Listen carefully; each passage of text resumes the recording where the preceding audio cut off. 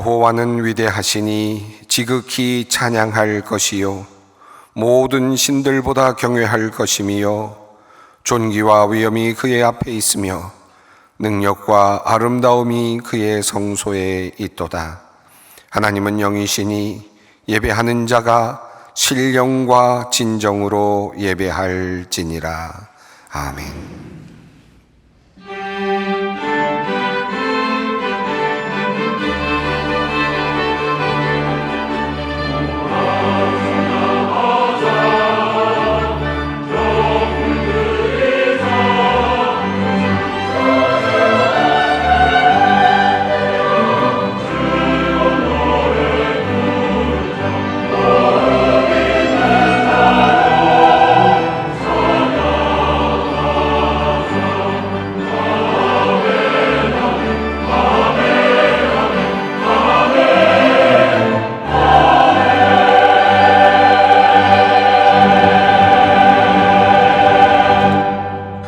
온 세상을 창조하시고 오늘도 무한하신 사랑으로 천지 만물을 운행하시는 성부 하나님, 성육하시어 죄와 사망에서 우리를 건지시고 부활의 소망을 주신 그리스도이신 성자 예수님, 그리고 오늘도 우리와 함께 하시며 우리의 구원을 이루어 가시는 성령 하나님, 그 놀라우신 능력과 베푸시는 총을 인하여 주께 찬양과 영광을 올려드립니다.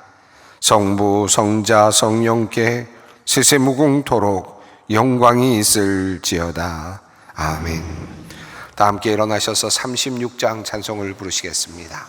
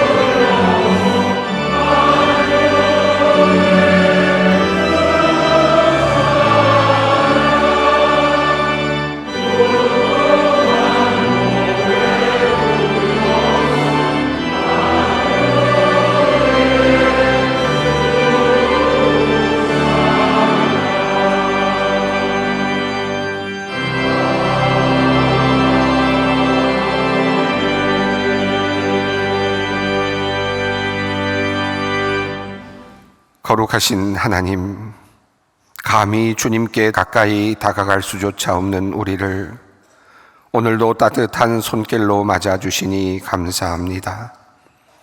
불과 구름으로 임재하시는 하나님을 두려워하였던 시내산 아래의 이스라엘 백성들처럼 경외와 두려운 마음으로 주님 앞으로 나왔습니다.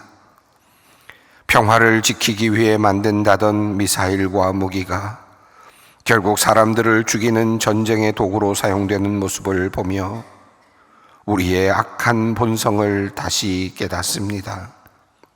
하나님, 이 지구상에는 적의와 분노, 살이가 넘쳐나고 있습니다. 주님께서 창조하신 고귀한 생명이 하찮은 것이 되어 전장의 곳곳에 나 뒹굴고 있습니다. 죽여야만 내가 사는 냉엄한 현실이 우리 앞에 놓여 있습니다. 사랑하라 말씀하시며 용서하라 말씀하시며 살 길, 생명의 길을 보여주셨지만 우리의 눈은 감겨 그 길을 보지 못합니다. 하나님, 사악한 본성에 이끌려 오늘도 자신의 이익과 무한한 팽창만을 바라는 우리를 불쌍히 여겨 주시옵소서. 우리의 손에 형제의 피가 묻어 있습니다. 우리의 입에는 거짓된 증언이 달려 있습니다. 끌어내리고 망가뜨리고 죽이고 없애야만 직성이 풀리는 이 악한 우리 영혼을 주님 긍휼히 여겨 주시옵소서. 십자가 위에서 저들을 용서하소서 말씀하신 그 주님의 말씀을 의지하오니 거룩하신 보혈로 우리의 사악한 모든 죄와 허물을 용서하여 주시옵소서. 우리를 성령의 능력으로 새롭게 하여 주시옵소서. 지금은 하나님과 나만이 아는 죄를 생각하며 묵묵히 참회의 기도를 드립니다. 하나님이 세상을 이처럼 사랑하사 독생자를 주셨으니 이는 그를 믿는 자마다 멸망하지 않고 영생을 얻게 하려 하심이라. 그러므로 주 예수 그리스도 안에 있는 자에게 결코 정죄함이 없느니라. 아멘.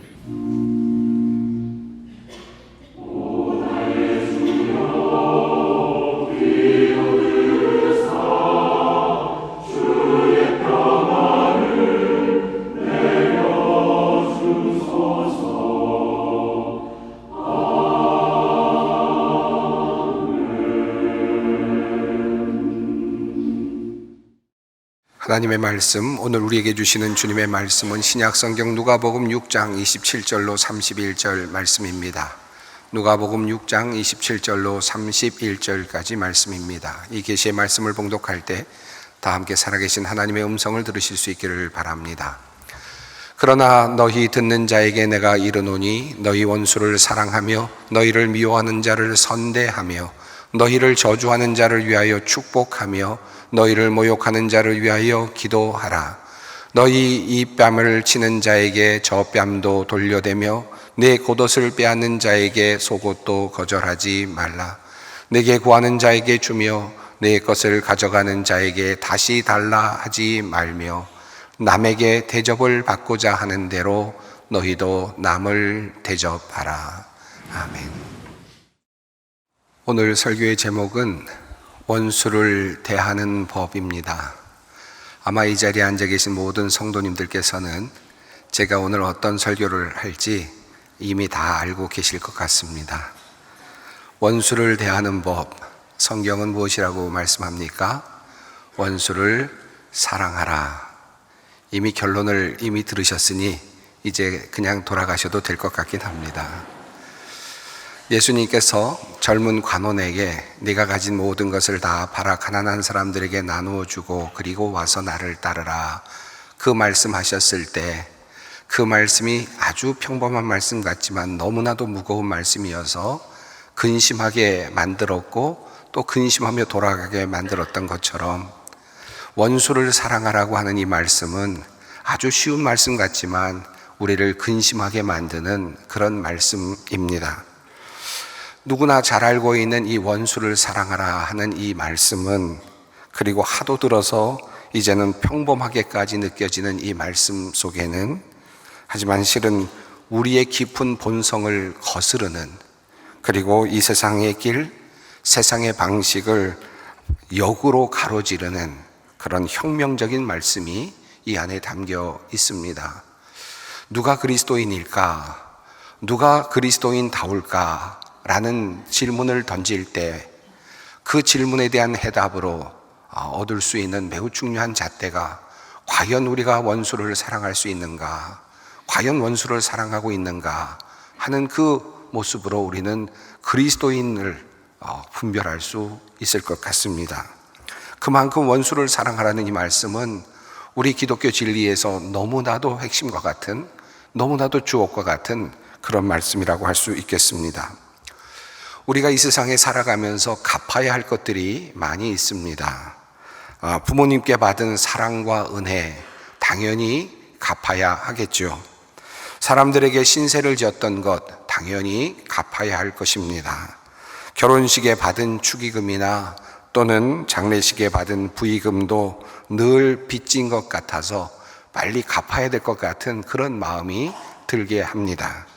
또 꾼돈도 당연히 갚아야 할 것입니다. 그런데 이것보다 또 훨씬 더 강력한 갚고 싶은 유혹이 하나 있는데 그것은 바로 원수를 갚고 싶은 충동입니다. 부모님의 은혜는 꼭 갚지 않아도 될 것 같은데 다른 사람에게 받은 호의나 또는 내가 진 신세도 천천히 갚아도 될 것 같은데 원수 갚는 일은 반드시 갚아야 될 것 같고 그리고 미루고 싶지도 않습니다. 즉시 갚고 싶죠. 이것이 우리 인간의 속성이라 할 수 있겠습니다. 이러한 원수를 갚고 싶은 마음은 우리들의 삶 속의 저변에 마치 상식처럼 그렇게 흘러가고 있습니다. 어떤 사람이 운전을 얌체같이 하게 되면 꼭 따라가서 응징해 주고 싶은 마음이 들지요. 악한 일을 하는 사람을 보면 내가 가서 꼭 심판을 해주고 싶은 마음이 듭니다. 특별히 내가 어떤 사람으로부터 억울한 일을 당했을 때 있지도 않은 소문을 내거나 허위 사실을 유포하거나 나를 곤경에 몰아넣었을 때 나는 밤잠을 설치게 되고 어떻게 하면 상대방에게 보복을 할 수 있을까? 상대방에게 응징할 수 있을까? 궁리를 하게 만듭니다. 꼭 받은 만큼 돌려주고 싶은 그런 생각이 우리의 마음속에 가득 차곤 합니다. 그런데 우리 주님께서는 원수를 갚고 싶어하는 우리들에게 이렇게 말씀을 하셨습니다. 내 사랑하는 자들아, 너희가 친히 원수를 갚지 말고 하나님의 진노하심에 맡기라. 기록되었으되 원수 갚는 것이 내게 있으니 내가 갚으리라고 주께서 말씀하시니라. 바울 사도를 통하여 주시는 주님의 말씀은 분명합니다. 우리가 친히 원수를 갚으려고 하지 말고 그 문제를 하나님께 맡기라는 것입니다. 하나님 분명히 말씀하셨습니다. 원수 갚는 것이 내게 있으니. 이 말씀을 새 번역은 이렇게 번역합니다. 원수 갚는 것은 내가 할 일이니. 원수 갚는 것이 하나님의 일이다 라고 말씀하십니다. 원수 갚는 것은 하나님의 권한이다 라는 뜻입니다. 개역 한글 성경 신명기 32장 35절은 이렇게 실감나게 이 사실을 번역합니다. 보수는 내 것이라 그들의 실족할 때에 갚으리로다. 그들의 환난 날이 가까우니 당할 그 일이 속히 임하리로다. 하나님께서 보수하신다. 하나님께서 심판하신다. 하나님께서 갚아주신다 라는 말씀입니다. 자, 그러면 우리는 우리의 원수 갚는 일을 주께 맡기고 그리고 원수와 어떤 관계로 살아가야 한다는 말입니까? 잠언 25장은 이렇게 말씀합니다. 내 원수가 배고파 하거든 음식을 먹이고 목말라 하거든 물을 마시게 하라. 그리하는 것은 핀 숯을 그의 머리에 놓는 것과 일반이요 여호와께서 내게 갚아 주시리라. 내가 미워하는 사람이 있는데 그가 배고파하거나 목말라 하거든 그들에게 먹을 것과 마실 것을 주라는 것입니다. 그렇게 하면 너는 그에게 핀 숯을 머리에 올려놓는 것이 될 것이고 결국 하나님께서 갚아주실 것이다 라고 말씀을 하십니다. 숯을 머리에 올려놓는다 라는 말은 여러 의미로 해석할 수 있습니다만은 그의 낯을 뜨겁게 한다라는 의미로 해석할 수 있겠습니다. 부끄럽게 만들고 수치스럽게 만든다는 뜻이 있겠죠. 또 한 걸음 더 나아가서 머리에 숯을 올려놓으면 얼마나 불안하겠습니까? 시시각각 타오는 그 뜨거운 열기를 경험하면서 얼마나 초조하고 불안하겠습니까? 그런 상태가 될 것이다 라는 말씀입니다. 원수를 잘 대접하게 되면 도리어 원수가 부끄러워집니다. 원수가 도리어 초조해집니다. 도리어 불안해집니다. 우리는 부담스러운 일을 하지 않아도 되고 하나님께서 도리어 그것을 갚아주시는 것을 보게 될 것이라는 말씀입니다. 예수님께서도 같은 말씀을 하셨습니다. 또 눈은 눈으로 이는 이로 갚으라 했다는 것을 너희가 들었으나 나는 너희에게 이르노니 악한 자를 대적하지 말라. 악한 자를 상대하지도 말라 라는 말씀입니다. 악한 자를 생각하지도 말라. 어떤 상대편으로 생각하지도 말고 그냥 무시해버리라는 뜻으로 읽힙니다. 그리고 이어서 도리어 이렇게 말씀을 하십니다. 누구든지 내 오른편 뺨을 치거든 왼편도 돌려대며 또 너를 고발하여 속옷을 가지고자 하는 자에게 겉옷까지도 가지게 하며 또 누구든지 너로 억지로 오리를 가게 하거든 그 사람과 심리를 동행하고 내게 구하는 자에게 주며 내게 구고자 하는 자에게 거절하지 말라. 심지어 잠언 24장은 이렇게 우리에게 권면합니다. 내 원수가 넘어질 때에 즐거워하지 말며 그가 엎드러질 때에 마음에 기뻐하지 말라. 너는 행악자들로 말미암아 분을 품지 말며 악인의 형통을 부러워하지 말라. 왜 원수가 넘어질 때 기뻐하지 말라고 말씀하십니까? 여호와께서 이것을 보시고 기뻐하지 아니하사 그의 진노를 그에게서 옮기실까 두려우니라 라고 주님께서 말씀하십니다. 왜 행악자를 보면서 분을 품지 말아야 합니까? 대저 행악자는 장래가 없겠고 악인의 등불은 꺼지리라 주님께서 말씀하시기 때문입니다. 그리고 한 걸음 더 나아가 오늘 본문 말씀 속에서 주님은 이렇게 명령하십니다. 너희 원수를 사랑하며 너희를 미워하는 자를 선대하며 너희를 저주하는 자를 위하여 축복하며 너희를 모욕하는 자를 위하여 기도하라.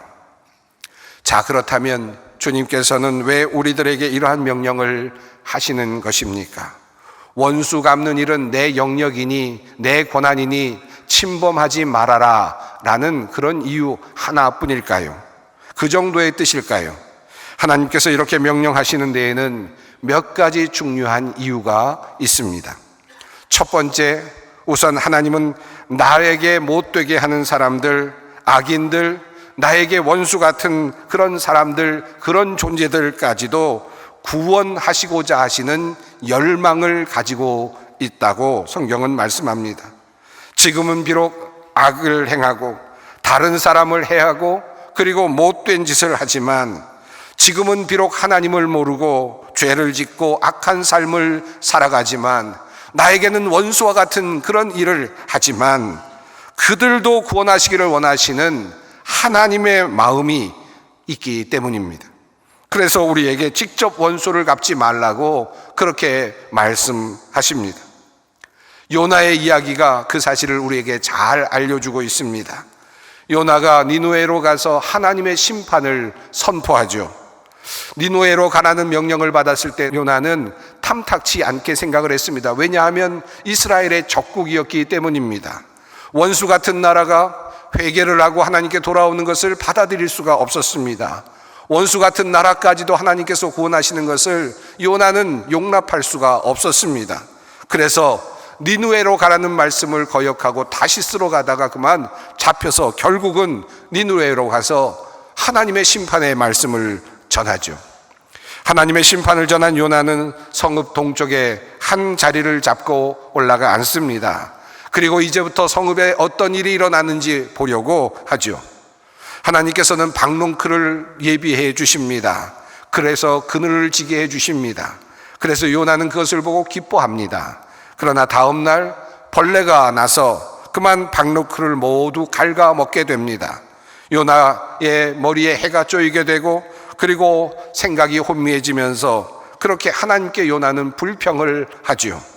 그때 하나님은 이렇게 말씀을 하십니다. 내가 하룻밤에 말라버리는 박넝쿨도 아꼈거늘 하물며 이 큰 성읍 니느웨에는 좌우를 분별하지 못하는 자가 12만여 명이요 가축도 많이 있나니 내가 어찌 아끼지 아니하겠느냐. 하나님은 한 영혼이라도 더 구원하시기를 원하시고 한 명의 죄인이라도 더 돌아오기를 원하십니다. 바로 나의 원수 같은 사람도 하나님은 아직도 구원하시기를 원하시고, 내가 포기하고 싶은 그 원수 같은 사람도 하나님은 아직도 그에게 기회를 주고 싶어 하신다는 말씀입니다. 물론 하나님은 마지막 날에 악인들을 심판하실 것입니다. 분명히 성경은 우리에게 그 말씀을 전하고 있습니다. 정의를 바르게 세우실 것입니다. 그러나 하나님은 악인에 대하여 오래 참으시고 끝까지 그들이 돌아오기를 기다리실 것입니다. 그렇게 해서 얻게 된 한 사람이 있습니다. 바로 바울이 된 사울이죠. 스데반이 설교를 하다가 사람들의 돌에 맞아 죽게 되었을 때 스데반은 죽어가면서도 자신을 죽이는 그 사람들을 위해 기도합니다. 용서의 기도, 원수를 사랑하는 기도, 박해하는 자를 위한 축복의 기도였습니다.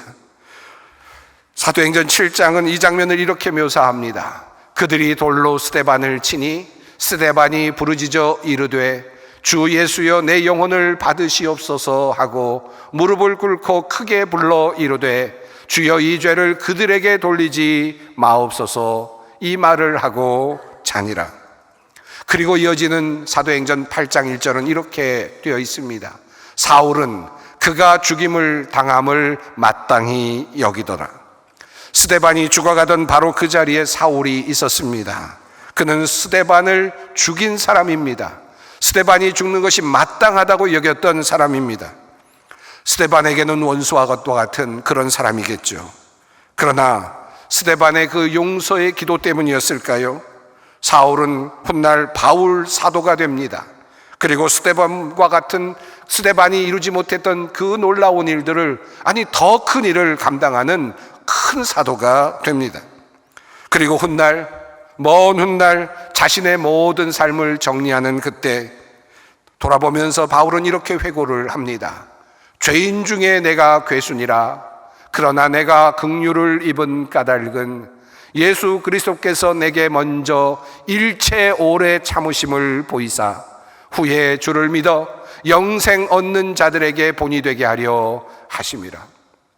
하나님께서 나 같은 사람, 죄인 중에 괴수 같은 나 같은 사람, 스데반을 죽이는 그 자리에 동참했던 바로 그런 사람을 오래 참으셔서 나를 구원해 주셨고 나를 통해서 하나님의 구원의 모범을 보여주셨다라고 그렇게 고백을 하고 있습니다. 때로 우리는 하나님께서 나의 원수를 잘 갚아주시지 않는 것처럼 보일 때가 있습니다. 원수를 갚으시는 그 속도가 너무 느리게 느껴질 때가 종종 있습니다. 하나님의 심판이 더디게 느껴지고 하나님의 보응이 느리게 오는 것을, 그런 느낌을 받을 때가 있죠. 그래서 도리어 내가 먼저 직접 원수를 갚고 싶은 그런 충동을 느끼기도 합니다. 그럼에도 불구하고 주님은 나에게 맡기라고 그렇게 말씀하십니다. 하나님의 큰 뜻이 담겨 있기 때문입니다. 두 번째로 하나님께서 원수 갚는 일을 하나님께 맡기라고 말씀하시는 이유는 내가 당하는 고난이나 억울한 일이 도리어 선하게 사용되는 경우가 있기 때문입니다. 분명히 악인의 행동입니다.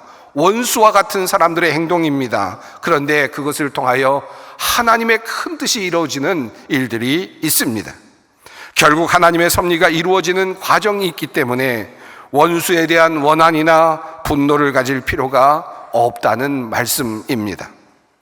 요셉의 경우가 그러하죠. 요셉에게 원수는 누구였습니까?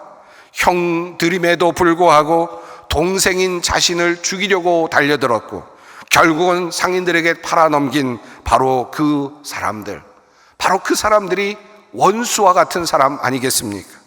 애굽에 팔려가서 오랫동안 아마도 요셉은 형들만 생각하면 아마 치가 떨렸을 것입니다. 어떻게 형들이 나에게 이렇게 할 수 있었지? 어떻게 같은 피부치로서 어떻게 나에게 이런 일을 할 수 있었을까? 아마도 두고두고 생각을 했겠죠. 그리고 그가 애굽의 총리가 되었을 때 어쩌면 이런 마음이 들지 않았을까요? 바로 가서 고향으로 돌아가서 그 형들을 좀 혼내주고 원수를 갚고 싶은 마음이 없었을까요? 그런데 요셉은 그렇게 하지 않았습니다. 또 보디발의 아내는 어떠합니까? 요셉을 유혹하려다가 실패하자 도리어 누명을 씌워서 감옥으로 보냈습니다. 잠시 감옥에 있었습니까? 계산해 보면 적어도 13년 정도는 감옥에 꼬박 있어야 했습니다. 얼마나 나쁜 사람입니까? 무고한 사람을 그렇게 보낼 수 있습니까? 요셉은 감옥에 있으면서도 아마도 적어도 감옥 생활을 하면서 그 시간 동안 보디발의 아내만 생각하면 억울한 마음이 불쑥불쑥 솟아 올라왔겠죠. 그런데 요셉은 그가 총리가 되고 나서도 그에게 원수 갚는 일을 하지 않습니다. 성경은 그 이야기를 우리에게 전하지 않습니다. 원수 갚는 일이 마음에 남아 있었다면 요셉은 충분히 총리가 되고 나서 즉각적으로 보복을 할 수 있었을 것입니다. 그의 마음에 그러나 원수 갚는 일이 마음에 남겨져 있지 않았습니다. 먼 훗날 요셉이 형들을 만났을 때, 원수와 같은 형들을 만나게 되었을 때 실은 형들은 요셉이 그들에게 원수를 갚지 않을까 두려워하지요. 불안해합니다. 그런데 요셉은 말합니다. 요셉이 그들에게 이르되 두려워하지 마소서, 내가 하나님을 대신하리이까. 당신들은 나를 해하려 하였으나 하나님은 그것을 선으로 바꾸사 오늘과 같이 많은 백성의 생명을 구원하게 하시려 하셨나니 당신들은 두려워하지 마소서. 나를 힘들게 만든 원수 같은 이들을 사용하셔서 하나님은 나를 더 좋은 곳으로, 더 높은 곳으로 인도하여 주셨다라는 고백입니다. 하나님의 뜻이 이루어지는 과정 속에서 악인들이 사용되었다는 것입니다. 원수들이 나를 해하려 하였으나 그 일을 통해서 하나님의 큰 역사가 도리어 나타나게 되었다는 고백입니다. 형들이 요셉을 팔아넘기지 않았더라면, 보디발의 아내가 모함으로 요셉을 감옥에 넣지 않았더라면 요셉은 결코 애굽의 총리가 되지 못했을 것입니다. 그러므로 내가 당하는 고난, 억울한 일, 악한 일들을 통해서 받게 되는 이러한 고통과 억울함, 이 모든 것들이 하나님께서 나를 빚어가시는 또 다른 도구이기에 그것을 기쁘게 받아들이라는 말씀입니다. 우리가 잘 아는 말씀이 있죠. 시편 23편 말씀입니다. 5절에 이런 말씀이 있습니다. 주께서 내 원수의 목전에서 내게 상을 차려주시고 기름을 내 머리에 부으셨으니 내 잔이 넘치나이다. 원수 때문에 그가 보는 앞에서 내가 하나님께서 차려주시는 큰 상을 받는다라는 말씀입니다. 이 말을 조금 비약하면 원수가 없으면 나에게 잔치상도 차려지지 않는다라는 그런 말씀 아니겠습니까?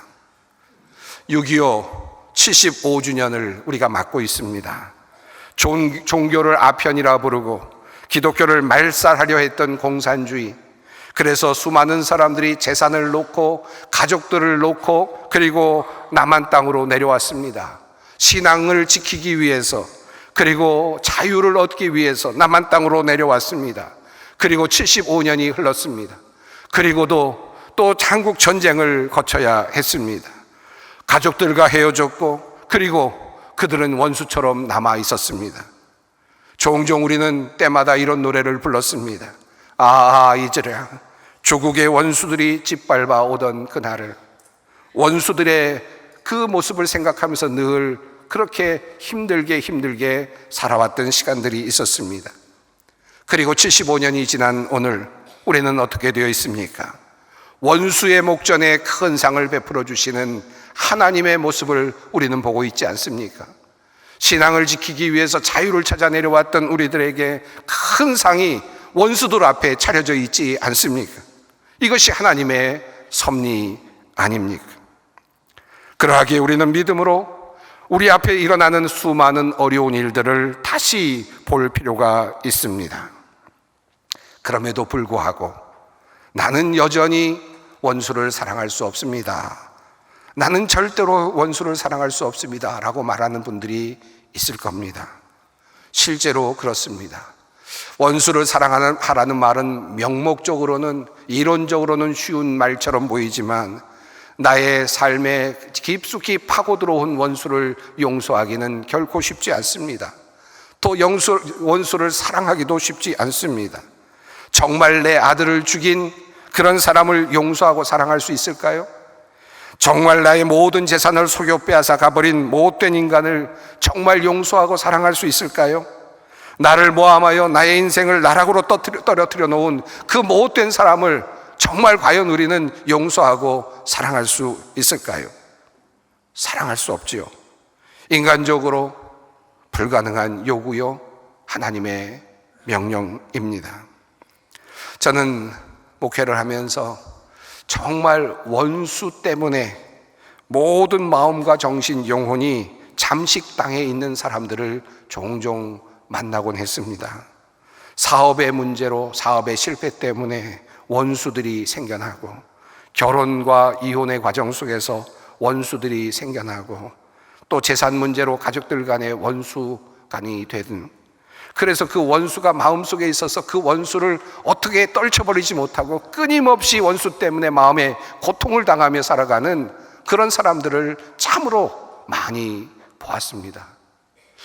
원수를 갚고 싶은데 그 원수가 도리어 내 마음에 들어와서 나를 지배하는, 나의 평안을 빼앗아 버리는 그런 또 다른 이중의 고통을 겪고 있는 수많은 사람들을 보았습니다. 어떻게 하면 원수를 사랑할 수 있습니까? 내 스스로 절대로 원수를 사랑할 수 없다는 사실을 깨달을 때 우리는 어떻게 해야 합니까? 몸부림을 치겠죠. 어떻게 하면 원수를 사랑할 수 있을까? 그때 우리가 할 수 있는 한 가지가 있습니다. 십자가입니다. 나 같은 죄인을 용서하신 주님의 십자가를 볼 수 있어야 합니다. 하나님을 멀리 떠나 있는 나, 죄인 중에 괴수, 거짓말하는 자요, 살인하는 자요, 불의한 자인 나, 하나님과 원수되어 있는 나를 위하여 오신 주님, 그 십자가 위에서 나를 생각하셔서, 나를 사랑하셔서 하나님과 원수된 나를 구원하시기 위하여, 하나님과 평화를 누리게 하시기 위하여 자신의 목숨을 내어놓으신 그 예수님의 사랑, 그 예수님의 모습을 우리가 볼 수 있어야 하고 경험할 수 있어야 합니다. 바로 이 사랑을 알 때에만, 이 사랑을 정말 진심으로 느낄 수 있을 때에만, 하나님 예수 그리스도를 통한 하나님의 사랑을 우리가 진심으로 경험할 수 있을 때에만 우리는 내 원수를 사랑하라는 이 말씀이 진정 살아있는 말씀으로 우리 마음속에 다가올 수 있게 되는 것입니다. 십자가를 붙들 때에만 이 말씀이 진정 다른 말씀이 됩니다. 새 계명을 너희에게 주노니 서로 사랑하라. 내가 너희를 사랑한 것 같이 너희도 사랑하라. 너희 원수를 사랑하며 너희를 미워하는 자를 선대하며 너희를 저주하는 자를 위하여 축복하며 너희를 모욕하는 자를 위하여 기도하라. 십자가 위에서 창에 찔리시고 가시관을 쓰시고 채찍에 맞으시며 아버지 저들을 사하여 주옵소서, 자기들이 하는 것을 알지 못함이니이다 라고 말씀하셨던 그 주님의 명령이기 때문입니다. 그 주님의 명령이기에, 나 같은 사람도 구해주신 그 주님의 명령이기에 우리는 그 말씀을 다시 마음속에 받아들이는 것입니다.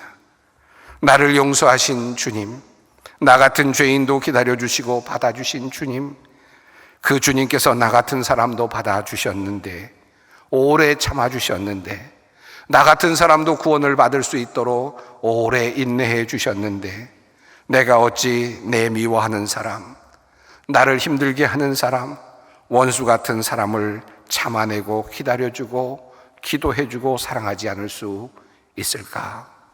이 마음으로 원수를 다시 보는 것입니다. 남아프리카 공화국에 넬슨 만델라라는 분이 있지 않습니까? 인권운동을 하다가 감옥에 들어갑니다. 1962년에 감옥에 들어가서 그가 석방될 때는 1990년이었습니다. 약 28년여 동안 그는 감옥에 있었습니다. 그리고 나서 1994년 남아프리카 공화국의 대통령이 됩니다. 얼마나 원수를 갖고 싶었을까요? 얼마나 처리해야 될 사람들이 많았을까요? 얼마나 처단해야 될 사람들이 많았을까요? 그런데 그는 그렇게 하지 않았습니다. 진실과 화해위원회를 설립하고 그들의 상처를 치유하고 화해하고 통합하는 시대를 열어갔습니다. 노벨 평화상을 받았죠. 정말 하나님의 사람다운 그런 모습이었습니다. 사랑하는 성도 여러분, 원수를 사랑하라.